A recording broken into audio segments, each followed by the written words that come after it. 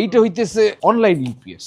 Online UPS a pure sine wave use করা হয়, মানে ইলেকট্রিসিটিটা একদম রিফাইন্ড আসে। আর অফলাইন ইউপিএস এর পিওর সাইন ওয়েভটা এনশিওর করতে না পারার কারণে কিছুটা প্রেসার কিন্তু গিয়ে আপনার ইসের উপরে ঠিকই পড়ে, আই মিন পাওয়ার সাপ্লাইতে। কিন্তু ধরেন কিছু সিস্টেম আছে যেগুলো খুবই ক্রিটিক্যাল, যেখানে আসলে পিওর সাইন ওয়েভ ছাড়া অন্য কিছু দিয়ে রিস্ক নেওয়া ঠিক না, সেই সব ক্ষেত্রে আর কি অনলাইন ইউপিএসটা আমরা সাজেস্ট করি। এটা হচ্ছে কে স্টার এইচপি 930 সিএস, দাম হচ্ছে 32,500 টাকার মতো। লং ব্যাকআপ করতে হলে হয়তো এটা আমাদের আরো 6টার মতো ব্যাটারি সেল অ্যাড করতে হবে, তখন এটা ঘন্টাখানেক হয়তো ব্যাকআপ দিতে পারবে। বাংলাদেশে যত ইউপিএস দেখেন তার মধ্যে সবচেয়ে বেশি ব্যাটারি মনে হয় কেস্টার একাই সাপ্লাই করে, দ্যাটস ওয়াই কেস্টার খুবই পপুলার। এখন যাদের বাজেট নেই তারা কি করবেন, তারা এই কেস্টারেরই বা অন্যান্য কোম্পানির দেখা যায় অফলাইন ইউপিএস পাওয়া যায়। এইটার 3 kVA মানে 3000 ভি এর দাম যেখানে 32,000, সেখানে একটা অফলাইন 3 kVA এর দাম অর্ধেকের একটু বেশি হইতে পারে, কিন্তু ওইখানে আপনি পিওর সাইন ওয়েভ পাবেন না। অফলাইন ইউপিএস এর ঝামেলা যেটা হয়, পাওয়ার ফ্যাক্টর কারেকশনের জন্য দেখা যায় 2000 ভি এরটা অ্যাটলিস্ট 1200 ওয়াট দেওয়ার কথা, কিন্তু 1200 ওয়াটের ধারে কাছেও দিতে পারে না, কিউসি নাই। এই ধরনের ইস্যুগুলো আমরা দেখি, এগুলো নিয়ে একটা ডিটেল কন্টেন্ট বানানোর জন্য আমরা কিছু ইকুইপমেন্ট প্রিপেয়ার করতেছি। মেবি এট সাম পয়েন্ট অনেকগুলো ইউপিএস নিয়ে আমরা সেই টেস্টটা রান করতে পারবো।